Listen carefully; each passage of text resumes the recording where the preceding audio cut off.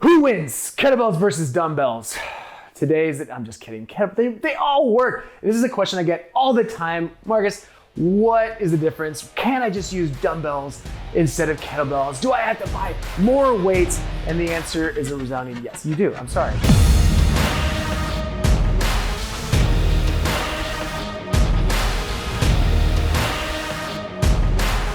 What's up? This is Marcus, Master Coach, Kettlebell Coach for Living.Fit. Today I want to talk about a question that pops up all the time. Marcus, I don't have kettlebells. Can I just do the workouts with dumbbells? And while technically, yes, there are some key differences that make the kettlebell unique compared to the dumbbell. They aren't either, one's not better than the other, they're just differences. So I first of all highly recommend that you grab some kettlebells if you don't have access to them, learn the technique, so that way you can get the benefits from this tool. So the first thing we'll talk about is, come on down. We're gonna talk about the compact nature of the weight. So a 44-pound kettlebell compared to a 40-pound dumbbell, you're gonna just see the difference right there. One is gonna be so much more compact, which isn't a huge deal right now, especially if I'm doing, kind of basic type workouts, presses, squats and such. But as this weight gets heavier and heavier and heavier, even if I'm using comp bells or competition bells, the dumbbells are still gonna get so kind of wide. It's not going to make it as easy to be able to do movements like swings and cleans and snatches, especially if you want to get into that high hinge where you're bringing the weight in between the legs. So the kettlebell kind of wins for that. So it's going to allow you to get a vast range of these. I mean, you got the 106-pound bell, and it's still going to be about the same size as like a 40-pound dumbbell. So if you want to go something heavy, gotta hand it to the kettlebell. Doesn't mean the dumbbells are bad, okay? Just make sure you're not getting triggered on that.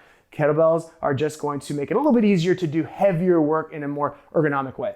Second difference, let's look at the anatomy of the weight. Obviously, these are two different weights. There's two different structures to these things. You have the dumbbell, where you have the handle and the weight is equal on each side. So this makes it a little bit more balanced. Still more unbalanced than a machine or even a bar because it's a free weight, but it's going to make it far more balanced than with a kettlebell, where you have that weight sitting on the outside of the forearm. So now this is gonna create a lot more stress through your forearm for your grip, all the way up into your shoulder, into your stabilizers, because now you have to compensate for that bell trying to push you off to the side. So it's just a great way to stimulate those muscle fibers up through your arm, through your shoulder, just in a slightly different way.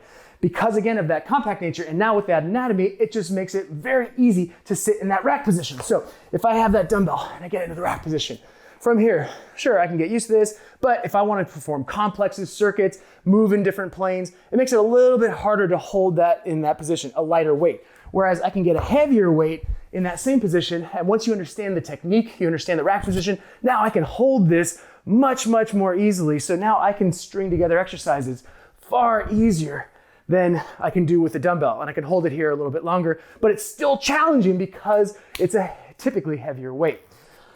Number 3, the handle. Look at the handle. I love this handle because it just allows for a vast array of exercises. You've got the handle itself where it's begging to be flipped and flowed and tossed and all kinds of things you can do with this compared to a dumbbell. Hand-to-hand transitions, unilateral exercises, doing things one at a time, double kettlebell work. It's just gonna be so much more fun. And because you have now this extra joint that's been created. So with the dumbbell, it ends with the hand. With the kettlebell now, we have this extra joint that we have to manipulate. So as we rotate around the forearm for the rack position, go into bottoms up position, whatever you wanna do, now there's gonna be so much more tension through your grip. It's going to build a stronger grip because of that ballistic nature. That bell is moving around in your hand. And then you have the horns. So you can go into goblet squats, you can go into different transitions where you're switching from different planes, different positions. So it's just such a versatile tool that we can do so much fun stuff with. So again, to recap, one's not better than the other. They're just very unique. They're very different. When it comes to ballistic hinging, swings, snatches, cleans, flowing hand-to-hand transitions, you gotta hand it to the kettlebell to be able to just give you so much variety, so much power for your workouts. When it comes to the dumbbell, the ability to find more of them, you're typically gonna find more dumbbells, be able to find double dumbbells, doing heavy fun stuff. I love the dumbbell bench press. I love dumbbell rows. I love those types of exercises. you can absolutely incorporate both. So don't be an if or black and white type of person. Think, how can I incorporate all of these tools into my training so that way you get the best results? So if you want to find more kettlebells, find more dumbbells, check out Kettlebell Kings. Got all kinds of fun stuff so that you can just make your home gym just freaking blossom.